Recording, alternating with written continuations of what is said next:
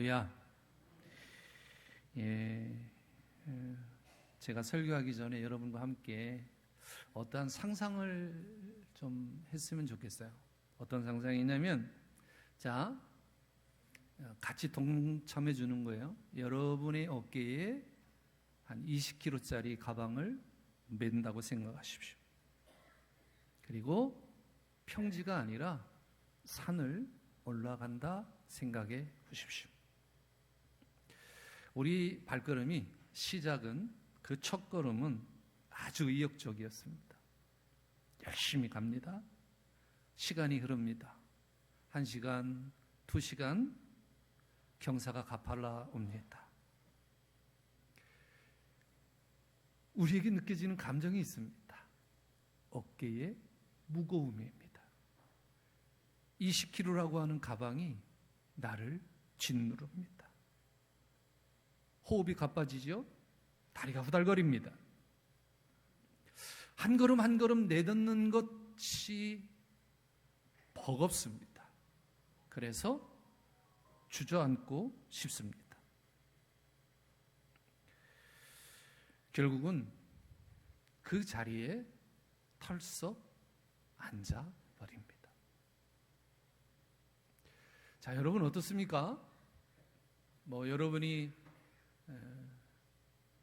당사자가 되어서 한번 생각해 봤지만 실제적으로 그것을 경험하는 것과는 다른, 그러나 우리가 생각할 수 있는 힘들겠구나 라고 하는 생각을 갖게 되죠.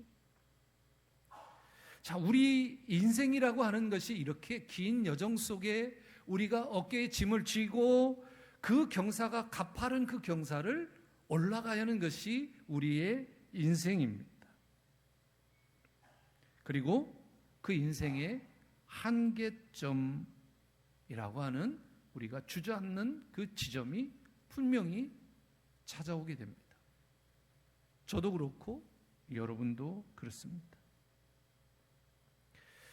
또 한 가지는 그 지점에 주저앉아 있는 분도 계시지만 그 한계점을 넘어서서 나아가고 계시는 분도 분명히 있을 겁니다. 그렇다면 우리의 짐을, 어깨에 짐을 누르고 있는 것이 뭘까? 생업의 무게, 자녀의 뒷바라지. 쉼없이 달려갑니다. 열심히 해봅니다. 그러나 몸은 예전 같지 않습니다. 막막합니다. 몸이 따라주지 않으니 의욕은 앞서지만 아무것도 할 수 없죠. 결국 마음에는 깊은 탈진과 허탈감이 밀려오게 됩니다. 그러면서 이런 생각을 하지요. 야, 내가 지금까지 뭘 하려고 이렇게 달려왔나? 하나님께 이렇게 묻습니다. 하나님, 정말 내가 이렇게 힘든데 하나님 내 형편 알고 계십니까? 마음의 짐을 하나님께 한번 물어보는 거예요. 여러분, 지금까지 살아온 인생의 무게 속에 그 인생의 짐을 어떻게 이끌고 가고 계십니까? 누군가는 주저앉아 계신 분도 있을 거예요. 하나님, 여기까지 하면 다 한 것 같아요. 못하겠습니다. 우리 인생은 각자의 삶의 방식이, 삶의 무게가 다 달라요. 하지만 그 역경 속에 지나가는 과정은 다르지 않습니다. 삶의 무게만 다를 뿐이죠. 허탈해하는 그런 시기가 있을 거라고 우리는 알고 있습니다. 왜요? 경험해 보기 때문에 그렇습니다. 제 가족 얘기한다고 여러분 뭐라 하지 마시고, 지금 살아계신 누님 중에 가장 큰 누님이 올해 77 되셨습니다. 교회 장로님이신데 아직도 일하십니다. 어떤 일을 하냐면 아파트에서 계단을 닦고 계십니다.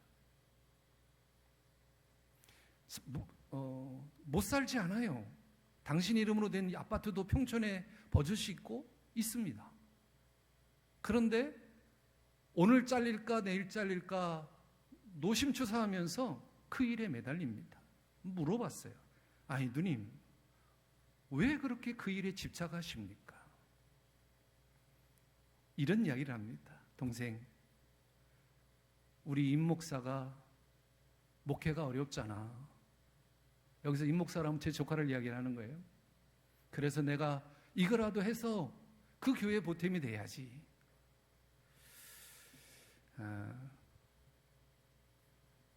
그분의 마음 속에는 그 자녀가 안고 있는 그 목회가 짐으로 다가온 거라고 저는 생각을 했어요. 물론 하나님께서 그의 손길과 마음을 주신 것 또한 하나님의 은혜이지만, 그렇게 집착하면서 그 문제를 해결하려고 하는 그 모습을 보면서 참 아직도 이제 50인데 그 50된 자녀를 돌보려고 하는 그 모습이 저에게는 되게 어색하게 보였습니다. 그러면서 저에게 이렇게 이야기합니다. 손 마디마디가 아파서 이 일을 언제까지 할지 모르겠어. 마음에는요, 이런 마음이 앞서요. 그만해요. 이제 할 만큼 했으면 돼요. 여러분, 우리가 이 인생의 모든 문제 속에 제가 제 가족의 이야기를 해서 죄송합니다만은, 여러분 모두도 그러한 어떤 인생의 문제나 아니면 내가 누군가를 살펴야 된다라고 하는 그 부모의 심정으로 지금도 살아가고 있을 거예요. 그러다 보니까 탈진도 하고 놓아야 하는데 도저히 그 놓을 시간 타이밍을 못 잡지 못하는 경우도 있습니다. 이스라엘 백성들도 마찬가지였습니다. 포로기 이후에 그들이 갖고 있었던 그 삶의 모습 안에서 많은 어려움이 있었습니다. 누구는 영적으로 탈진해 있었고 누구는 또 육신의 탈진이 있어서 그것을 이겨내지 못하고 힘들어하는 그 과정 속에 하나님께서 이사야를 통해서 위로의 말씀을 주시는 것이 오늘의 말씀이에요. 인생의 피로와 탈진 앞에 서 있는, 무엇인가를 결단해야 하는데도 그것을 하지 못하는 이스라엘 백성들에게 하나님께서는 너희들이 살아가야 하는 그 길이 또 어떠한 상황 속에서도 너의 힘과 너의 의지로는 아무것도 할 수 없다. 그러니 나를 바라봐라. 여러분, 우리의 사정을 가장 잘 아시는 분이 누구예요? 우리 하나님이세요. 27절 28절에 이렇게 이야기합니다. 야곱아, 이스라엘아, 어찌하여 내가 말하며 이스라엘에 내가 이르기를 내 길은 여호와께 숨겨졌으며 내 송사는 내 하나님께서 벗어난다 하느냐? 너 알지 못하느냐? 듣지 못했냐? 영원하신 하나님 여호와 땅 끝까지 창조하신 이는 중요해요. 피곤하지도 않으시고 곤비하지도 않으시고 명철이 한이 없으신 분이 아니냐. 27절에 이스라엘 백성들의 그 모습을 보면서 하나님이 말씀하는 거예요. 근데 우리는 끊임없이 이야기하죠. 하나님, 정말 제 고통을 알고나 계세요? 내가 이렇게 기도하는데 하나님 내 기도를 듣고 계세요? 아니잖아요. 하나님 나한테 관심 없잖아요. 그러면서 맨날 뭐 말씀으로 나를 바라보라고 이야기하고 나를 바라봐야 답이 있다고 이야기해요. 내 삶이 변하지 않잖아요. 예수를 믿어도 라고 하는 거예요. 왜 이런 표현이 나올까요? 삶에 너무 지쳐있기 때문에 그래요. 이러한 우리의 푸념 앞에 하나님께서 28절 이사야를 통해서 이렇게 선포해요. 같이 한번 여러분의 마음을 담아서 한번 읽어볼까요? 시작. 너는 알지 못하느냐? 듣지 못하였느냐? 영원하신 하나님 여호와 땅끝까지 창조하신 이는 피곤하지 않으시며 곤비하지 않으시며 명철에 한이 없으시니. 우리는 유한해요. 그래서 금방 지치고 그 한계를 느끼게 돼요. 그 한계를 만나요, 우리는. 하지만 하나님은 피곤하지도 않으시고 전지전능하신 지혜로 우리의 모든 상황을 한치의 오차도 없이 다 알고 계신다는 거죠. 하나님, 제가요 너무 힘들어요. 외롭게 버티고 있어요. 만약에 이것을 내가 손을 놓으면 나는 어떻게 될지 모르겠어요. 우리가 이런 마음의 이야기를 하잖아요. 근데 여러분, 우리 하나님은 단 한순간도 우리를 놓으신 적이 없어요. 내 문제가 해결이 안 되니까, 눈에 보이는 확실한 무엇이 없으니까, 그게 내 눈에는 하나님이 나의 손을 놓았다라고 생각하고 있는 겁니다. 그렇지만 여러분, 내가 외롭게 버티고 있는 그 순간에도 하나님의 시선은 단 한 번도 우리를 떠난 적이 없습니다. 하나님이 아무 말 없는 걸 보면 막막해 보일 수도 있어요. 그러나 여러분 꼭 기억하십시오. 하나님이 우리를 알고 계셔라고 하는 그 정보를 뛰어넘는 우리의 모든 것을 아시는 분이 하나님이십니다. 그분이 여러분과 함께하고 계세요. 우리와 함께하고 계시다는 것을 증명할 수 있는 것이 마가복음 10장 45절에 기록이 되어져 있습니다. 예수님이 이 땅에 오신 이유가 뭐예요? 낮고 천한 자들의 친구가 되어주시고, 우리가 해결할 수 없는 우리의 짐을 대신 져주시고, 그리고 십자가에서 완전한 승리로 우리를 자유롭게 해주셨다는 사실, 이것이 바로 주님이 우리와 함께 계시고 계시다는 사실이죠. 시편 139편 1절에서 3절은 이렇게 이야기합니다. 여호와여, 주께서 나를 살펴보셨으므로 나를 아시나이다. 주께서 내가 앉고 일어섬을 아시고 멀리서도 나의 생각을 밝게 아시우며 나의 모든 길과 내가 눕는 것을 살펴보셨으므로 나의 모든 행위를 익히 아시오니. 여러분, 하나님이 여러분을 모른다고요? 하나님이 저와 여러분을 모른다고요? 그럼 시편 기자가 거짓말하는 거예요. 왜 우리가 그런 고백을 해요? 말씀드렸잖아요.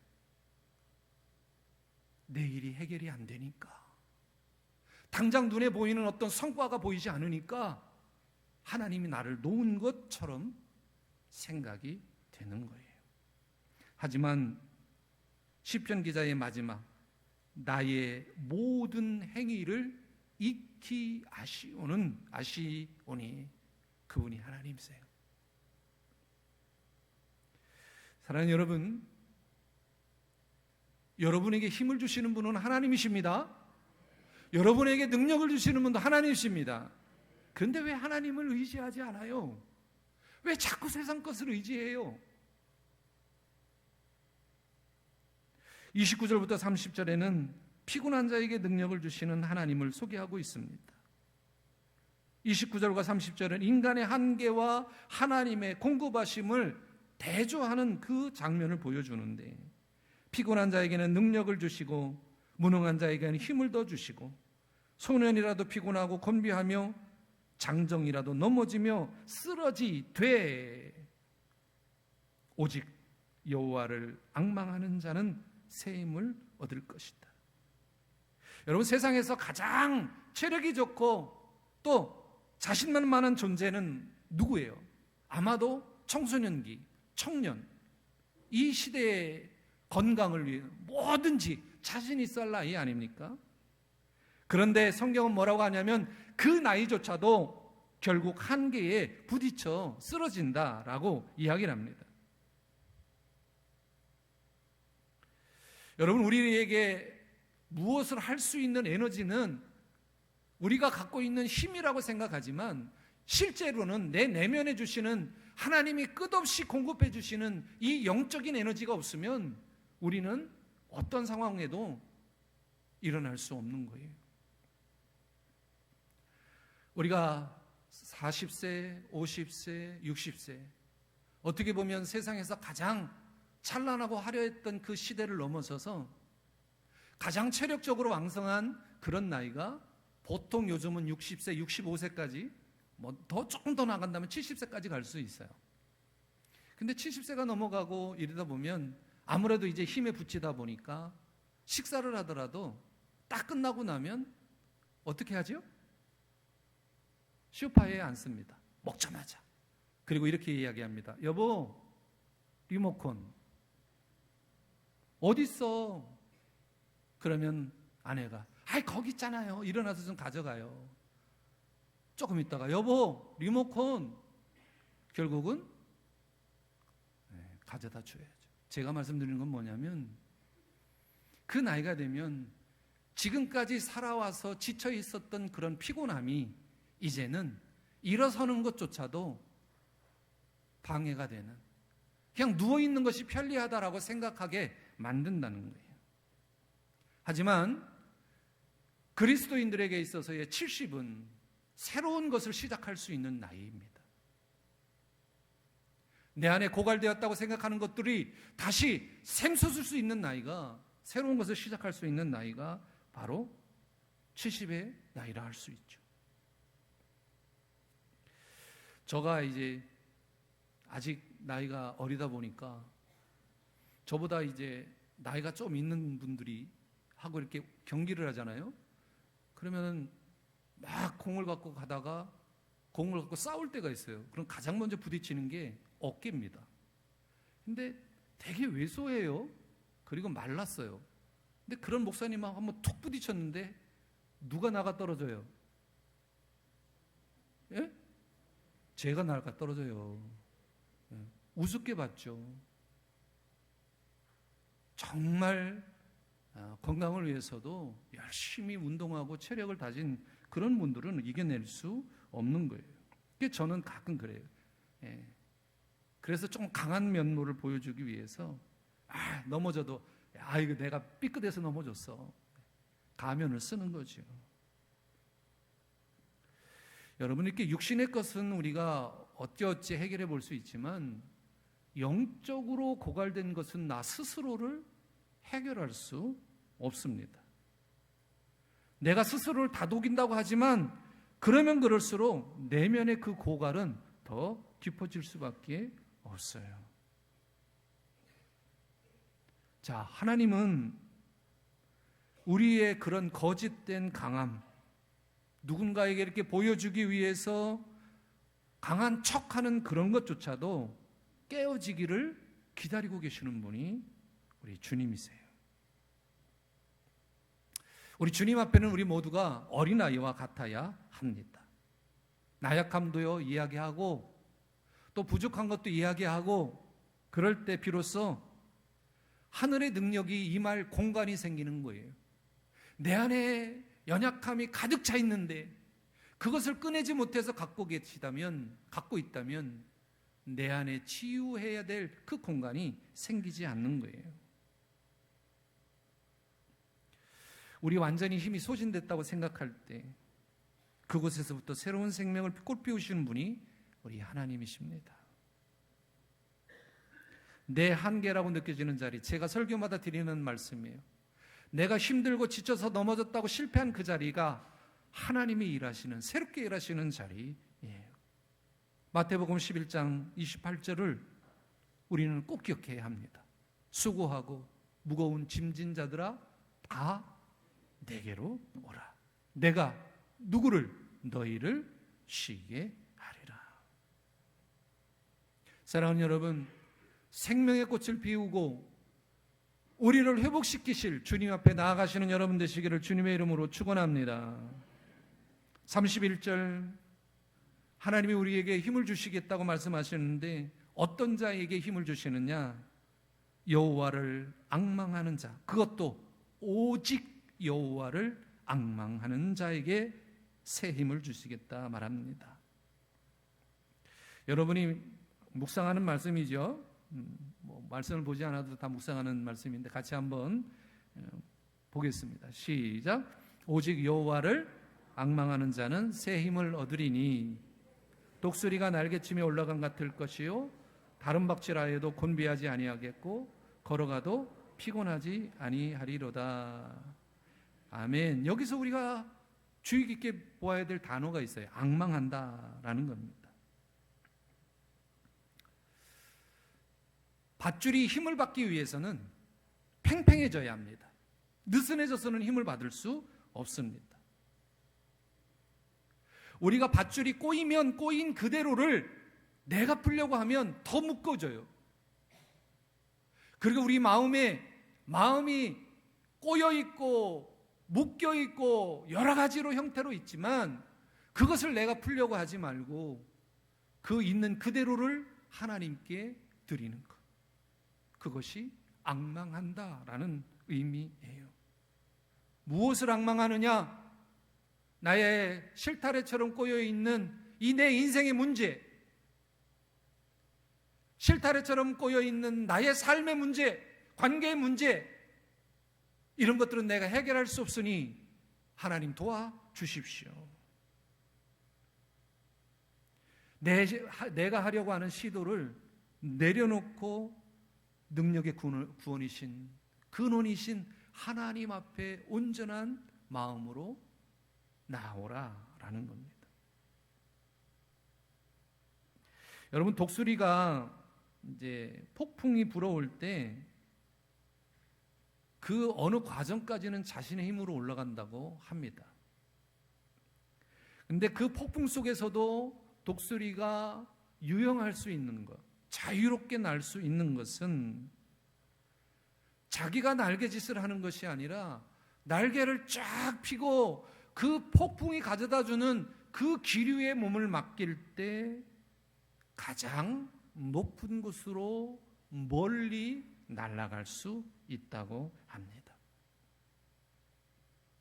자, 그러면 우리 성도들에게 우리의 힘은 내 의지에서 나오는 것이 아니고 하나님이 주시는 은혜의 바람을 탈 때 우리는 힘을 낼 수 있는 거예요. 오직 여호와를 앙망하는 자는 새 힘을 얻으리니. 세상에 있는 그 어떤 방법으로도 성경에서 이야기하는 이 새 힘을 줄 수 없어요. 오직 하나님만이 주실 수 있습니다.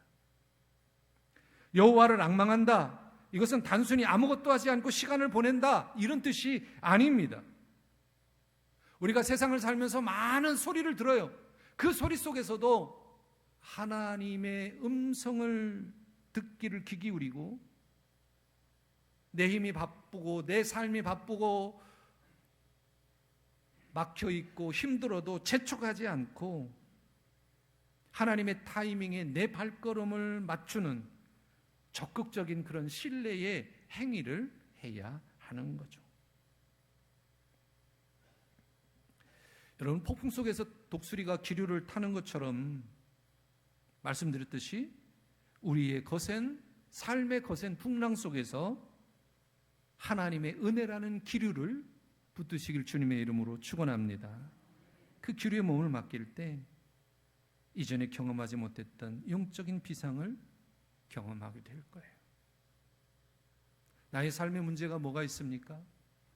오늘 장로님 기도 속에서 육신의 연약함이 있는 자들도 있고 누군가에 의해서 상처 입어서 힘들어하는 부분도 있고 질병 속에 생명의 다툼을 하는 자들도 있고 여러 가지 문제가 있을 수 있어요. 답답하지요. 다른 이들은 모든 문제가 이렇게 쑥쑥 잘 풀리는데 왜 나는 안 돼요, 하나님? 왜 나에게는 이런 어려운 일이 이렇게 많이 생깁니까? 저 역시도 여러분과 동일한 삶을 살기 때문에 이러한 질문들이 제 삶 속에 목회를 하지만 목사이지만 있어요. 있을 수 있어요. 그럴 때 그런 마음을 가지고 질문을 던질 때 시편 기자가 이렇게 우리에게 답을 줍니다. 시편 27편 14절 우리 같이 한번 읽어보십시다. 시작. 너는 여호와를 기다릴지어다. 강하고 담대하며 여호와를 기다릴지어다. 아멘. 내가 무언가 하지 말래요. 기다리래요. 강조하잖아요. 여호와를 기다릴지어다. 강하고 담대하고. 우리가 처해 있는 여러 가지 상황 속에서 주저하거나 낭망하거나 실족하지 않고 비록 내가 그 자리에 앉아 있지만 강하고 담대하고 기다리라. 주님이 내 손을 놓은 것 같이 느껴지지만 주님이 내 손을 놓은 것이 아니라 내가 그 현상을 보니까 주님이 나의 손을 놓은 것처럼 내가 보여지니 믿음 안에서 기다리라는 거예요. 그러면 주님이 우리와 함께 하실 것이고 그 문제를 이기게 하실 것이다. 저는 제 목회 가운데 제가 스스로 생각할 때 저의 한계를 넘어서는 그 일들 속에서 역사하시는 하나님을 몇 번 경험한 적이 있습니다. 그래서 제가 여러분에게 이렇게 자신 있게 이 말씀을 가지고 선포하는 겁니다. 내 인간의 힘으로 할 수 없는 일들을 하나님의 방법으로 하시는 일들을 경험하게 되었습니다. 그러니 여러분이 그런 경험한 일들이 있으시다면 여러분은 이미 하나님의 은혜를 경험한 자들이기에 지금에 있는 그 문제들, 누군가에게는 너무 커서 그것을 감당할 수 없는, 주체할 수 없는 일이지만 하나님을 바라보면서 여러분이 받은 은혜를 다시 한번 구하고 우리가 상상할 수 없는 그 어마어마한 일들도 해결하시는 하나님의 은혜를 다시 한번 기억하시기를 주님의 이름으로 축원합니다. 그러기 위해서는 어떻게 해야 돼요? 우리의 결단이 있어야 돼요. 지금까지 우리가 지고 왔던 내 어깨에 20kg의 그 짐을 지금도 지고 있어요. 그 짐이 여러분에게 탈진을 가져오고 막막함을 가져오고 포기를 가져온다면 방법은 하나예요. 내려놔야지요. 어떻게 내려놔요? 주님의 발 앞에 내려놓아야 합니다. 그러면 여러분, 하나님이 분명히 여러분을 도우실 겁니다. 주님은 절대 여러분을 비난하지 않아요. 여러분의 문제를 가지고 비난하지 않아요. 우리 주님의 마음은 어떤 분인지 아세요? 여러분이 지친 그 마음을 품어 안고 싶어 하시는 분이 우리 주님이세요. 제가 경험한 주님은 그런 주님. 여러분, 인생의 풍랑이 거셀수록 세상의 날개가 아니라 주님의 날개 그늘 아래 머물러야 합니다. 그것이 우리가 살아갈 이유와 목적이 되어야 합니다. 여러분의 고단한 삶이 하나님의 거룩한 능력으로 다시 채워지는 그런 역사가 이번 주 여러분의 가정과 일터에서 반드시 일어날 겁니다. 그 역사의 현장에 여러분이 주인공이 되어 그 기쁨을 마음껏 누리시고 오직 여호와를 앙망함으로 다시 주저앉았지만 힘차게 일어나서 나에게 주신 은혜를 세상에 전할 수 있는 복된 주의 종들이 되시기를 주님의 이름으로 축원합니다. 기도하겠습니다. 하나님 아버지,